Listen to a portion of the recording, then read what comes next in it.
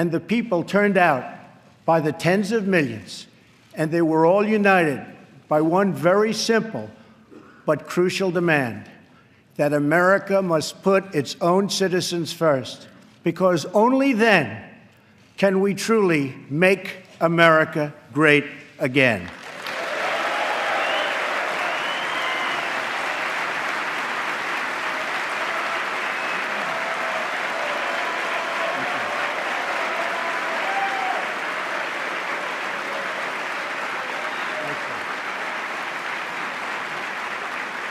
Crumbling infrastructure will be replaced with new roads, bridges, tunnels, airports, and railways gleaming across our very, very beautiful land. Our terrible drug epidemic will slow down and ultimately stop. And our neglected inner cities will see a rebirth of hope, safety, and opportunity. Above all else, we will keep our promises to the American people. We have undertaken a historic effort to massively reduce job-crushing regulations, creating a deregulation task force inside of every government agency.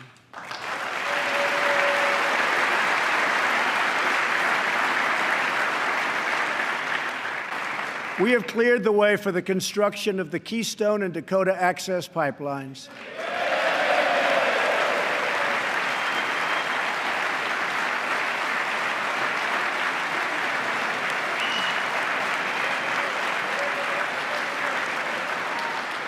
Thereby creating tens of thousands of jobs. And I've issued a new directive that new American pipelines be made with American steel.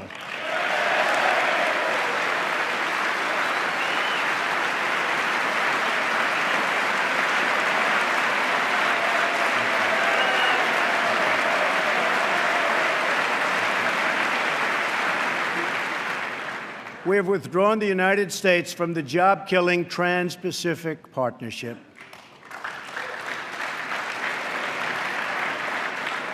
And with the help of Prime Minister Justin Trudeau, we have formed a council with our neighbors in Canada to help ensure that women entrepreneurs have access to the networks, markets, and capital they need to start a business and live out their financial dreams.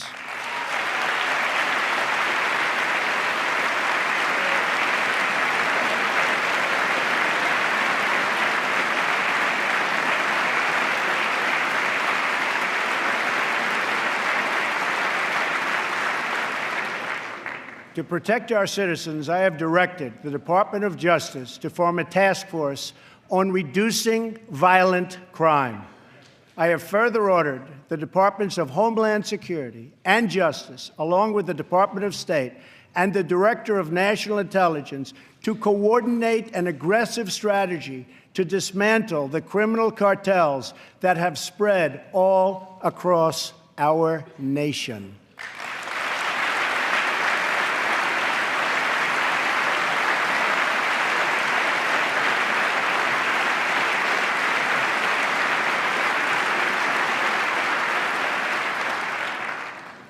We will stop the drugs from pouring into our country and poisoning our youth, and we will expand treatment for those who have become so badly addicted.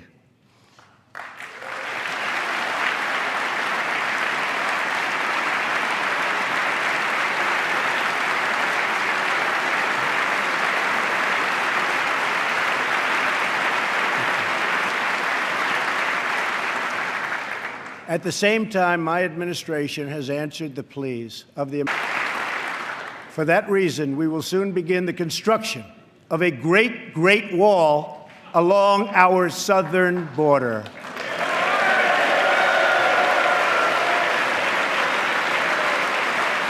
Our obligation is to serve, protect, and defend the citizens of the United States. We are also taking strong measures to protect our nation from radical Islamic terrorism.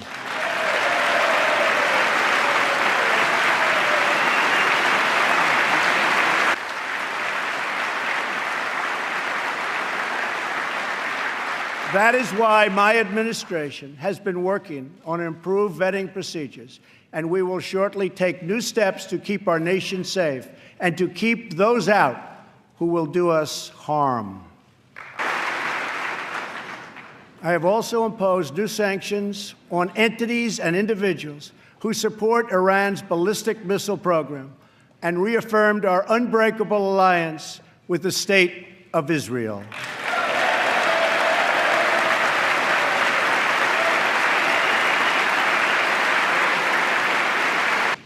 Thank you, Maureen. Her late great husband, Antonin Scalia, will forever be a symbol of American justice.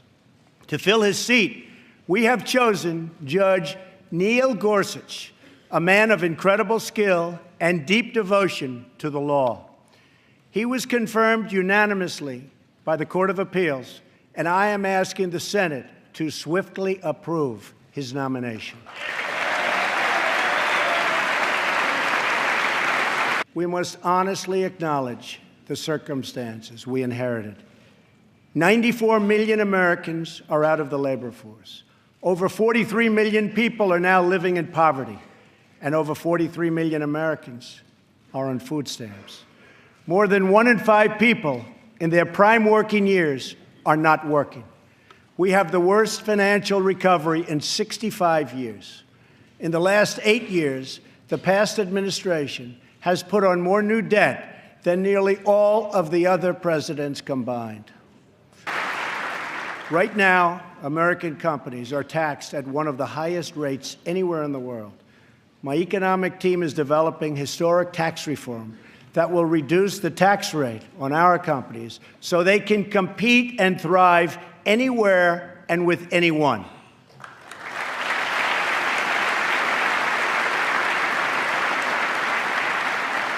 I believe that real and positive immigration reform is possible as long as we focus on the following goals: to improve jobs and wages for Americans, to strengthen our nation's security, and to restore respect for our laws. Tonight, I am also calling on this Congress to repeal and replace Obamacare.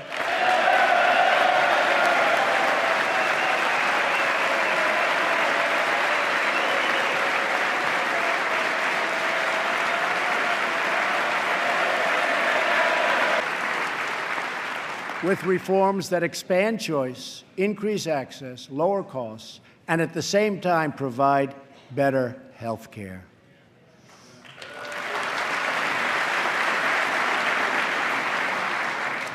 Mandating every American to buy government-approved health insurance was never the right solution for our country.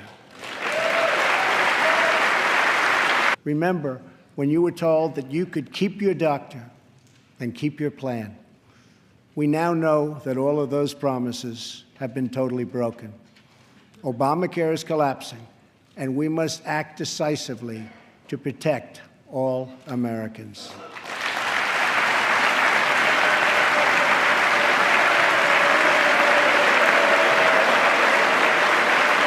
Secondly, we should help Americans purchase their own coverage through the use of tax credits and expanded health savings accounts.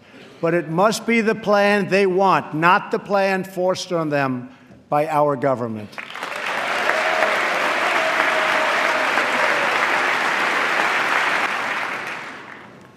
On this and so many other things, Democrats and Republicans should get together and unite for the good of our country and for the good of the American people.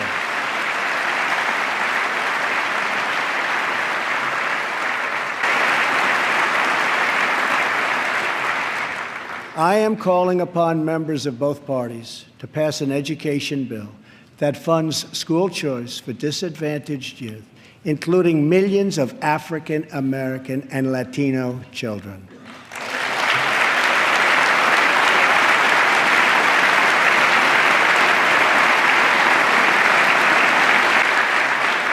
Every American child should be able to grow up in a safe community, to attend a great school, and to have access to a high-paying job.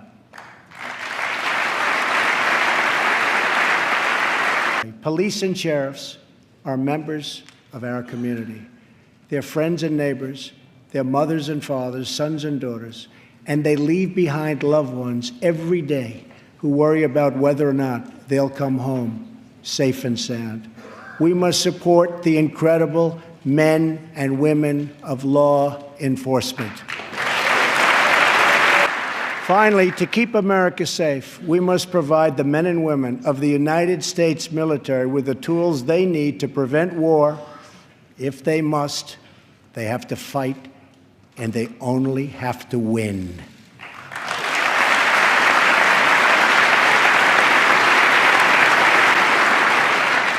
I am sending Congress a budget that rebuilds the military, eliminates the defense sequester,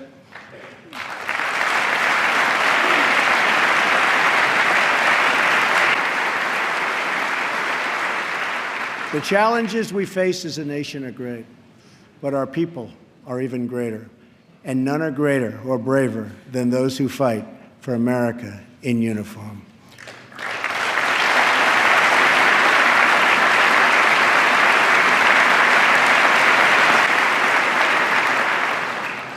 We are blessed to be joined tonight by Corinne Owens, the widow of U.S. Navy Special Operator, Senior Chief William Ryan Owens.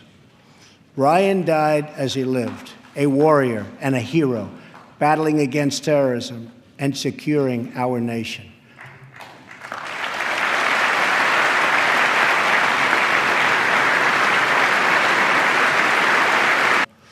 It is American leadership based on vital security interests that we share with our allies all across the globe.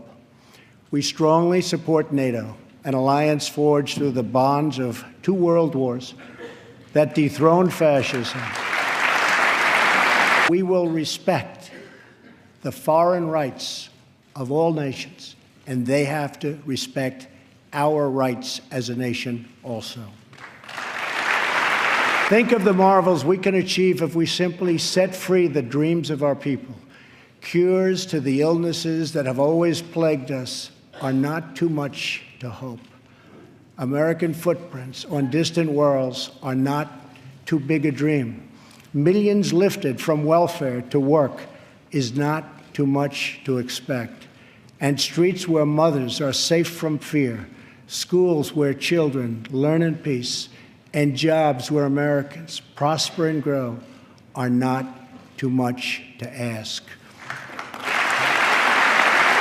From now on, America will be empowered by our aspirations, not burdened by our fears, inspired by the future, not bound by failures of the past, and guided by a vision, not blinded by our doubts. I am asking all citizens to embrace this renewal of the American spirit. I am asking all members of Congress to join me in dreaming big and bold and daring things for our country. I am asking everyone watching tonight to seize this moment, believe in yourselves, believe in your future, and believe once more in America. Thank you, God bless you, and God bless the United States.